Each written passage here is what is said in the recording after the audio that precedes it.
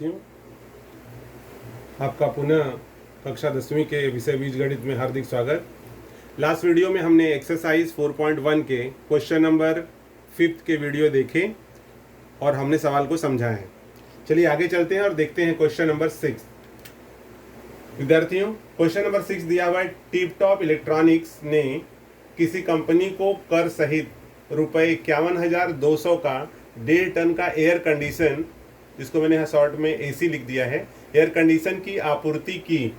उस पर 14% CGST लगाया गया, तो कर बीजक में निम्न मान ज्ञात करो। विद्यार्थियों, इसमें जो निम्न मान है वो आपको 6 मान दिए गए हैं ज्ञात करने के लिए। मैं उसे लिख नहीं रहा हूँ, लेकिन एक एक करके मैं यहाँ पर, आप अपने टेक्स्ट बुक में देख सकते हैं, मैं एक एक करके सवाल को समझाते जाऊँगा।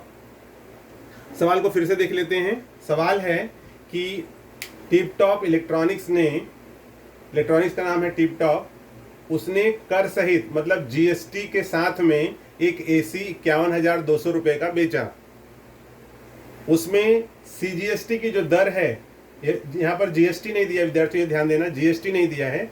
CGST की दर 14% हो तो जो टैक्स इनवाइस है, जो पक्का बिल है GST सहित, उसको कर बीजक कहा जाता है। उसमें निम्नलिखित का मान ज्ञात करो। जैसे पहला पूछा गया है इसमें कि SGST की दर ज्ञात करो।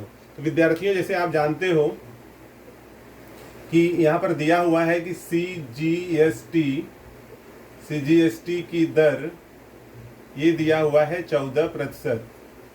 और आप स्टूडेंट्स ये जानते हो कि CGST और SGST की दर सेम होती है, इसलिए SGST की दर बराबर होता है CGST की दर, और ये है 14%, इसलिए SGST की दर बराबर 14%। विद्यार्थियों, ये आपको पहला प्रश्न था कि SGST की दर ज्ञात करो, तो SGST की दर हमें मिल गया है 14%। ओके, अब जो अगला पूछा है वो है AC पर GST की दर ज्ञात करो। दूसरा है GST की दर। तो विद्यार्थियों, हम जानते हैं कि GST की दर ये बराबर होता है CGST की दर प्लस SGST की दर। CGST की दर कितनी है? 14% है, और SGST की दर कितनी है? 14%। दोनों मिलकर के कितने हो जाएंगे? 28%। तो इसलिए GST की जो दर है, GST की दर, ये कहा गया था हमें ज्ञात करने के लिए, और हमें ये मिल गया है 28%। 2 मिल गया। तीसरा है विद्यार्थियों, थर्ड जो क्वेश्चन इसमें पूछा गया है वो है कि AC का कर योग्य मूल्य ज्ञात करो। तो हमें पता नहीं है, तो जैसे इसके पहले वाला सवाल किए थे, सेम उसी आधार पे होगा कि माना AC का कर योग्य मूल्य बराबर ₹X, इसलिए GST की दर X गुणे GST कितना है? 28%, 28/100। तो ये हो जाएगा 28x/100। अगर इसको हम 2 से काटें, 2 एकम 2, 2 चौक 8, 14x/2 पचे 10, 50। इसको फिर से कट कर दें अगर हमें, तो क्या मिल जाएगा? 2 सत्ते 14, 2 दूनी 4, 2 पचे 10, 7x/25। ये हमें GST की दर मिल गई। किस पर? कर योग्य मूल्य पर GST की दर के हिसाब से प्राप्त GST। तो यहाँ पर विद्यार्थियों आप देखोगे कि आपको 6 पूछे गए हैं, और अभी इस समय हम थर्ड का हल कर रहे हैं। थर्ड जो क्वेश्चन है उसका हल कर रहे हैं।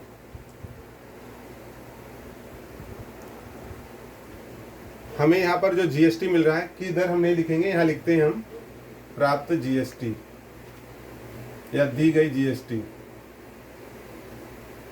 दी गई GST। कर योग्य मूल्य पर जो जीएसटी दी गई वो है 7x/25। इसके पहले का जो हमने लिखा था वो सवाल में लिखा था हमने कर बीजक बराबर क्या था, कर योग्य मूल्य प्लस जीएसटी या दी गई जीएसटी। तो कर योग्य मूल्य कितना है x, दी गई जीएसटी कितना है 7x/25 और कर बीजक में कितना दिया है 51,200। तो अब यहाँ पर ये हो जाएगा 25x प्लस 7x/25, 25 और 7 हो जाएगा 32x/25 और यहाँ पे है 51,200।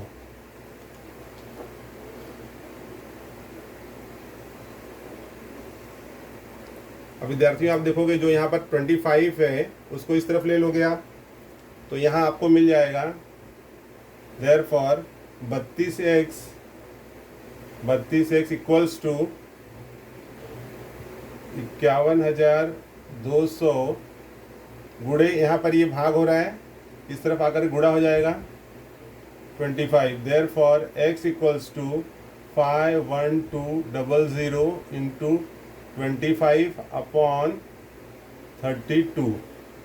अब इसको आपको कट करना है। आप इसको 2 के टेबल से भी कट कर दो, जहाँ तक कट हो रहा है वहाँ तक कट करके गुणे 25 और नीचे जो आ रहेगा उससे आप भाग दे दोगे। तो आपको यहाँ पर x का जो मान है वो अगर हम 2 से काटें इसको, तो कट करने के बाद आपको यहाँ पर मिलेगा 40,000। x इक्वल्स टू 40,000, अर्थात जो एसी का कर योग्य मूल्य था वो 40,000 है। अब इसमें कहा गया था कर योग्य मूल्य ज्ञात करो, तो ये हमने ज्ञात कर लिया है। थर्ड हमारा कर योग्य मूल्य मिल गया हमें 40,000 रुपीज 40,000। अब जो अगला सवाल है वो कहा गया है इसमें कि जीएसटी की कुल रकम बताइए। फोर्थ है, चौथा जीएसटी की कुल रकम। तो हमें पता है जीएसटी की दर 28% है और कुल रकम है, तो यहाँ हो जाएगा जीएसटी की कुल रकम बराबर 40,000 गुणे 28/100। ये 2 जीरो से 2 जीरो कट कर दीजिए, यहाँ पर बच गया 400 गुणे 28। गुणा करोगे आप 4 8 32 के 2 हाथ से लगा 3, 4 दूनी 8, 2 10 11, तो 11,200। तो आपको विद्यार्थियों जैसे आप देख रहे हो कि आपको जीएसटी यहाँ पर मिल रहा है 11,200 रुपये। तो जीएसटी की कुल रकम हमें मिल गई 11,200 रुपये। तो यहाँ लिख देंगे जीएसटी की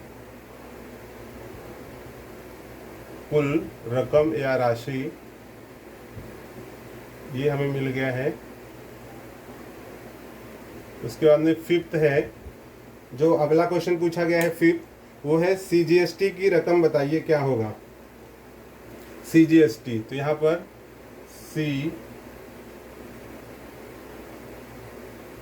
सीजीएसटी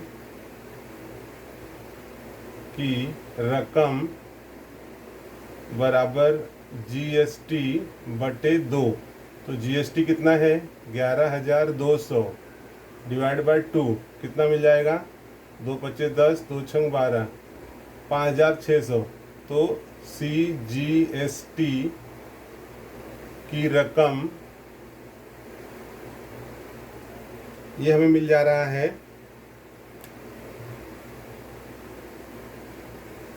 5,600 रुपये। और जो अंतिम पूछा गया है स्टूडेंट्स, लास्ट में पूछा गया है कि एसजीएसटी की रकम बताइए। तो एसजीएसटी की रकम बराबर सीजीएसटी की रकम, और आपने देखा कि सीजीएसटी की रकम है 5,600, तो यहाँ हो जाएगा 5,600।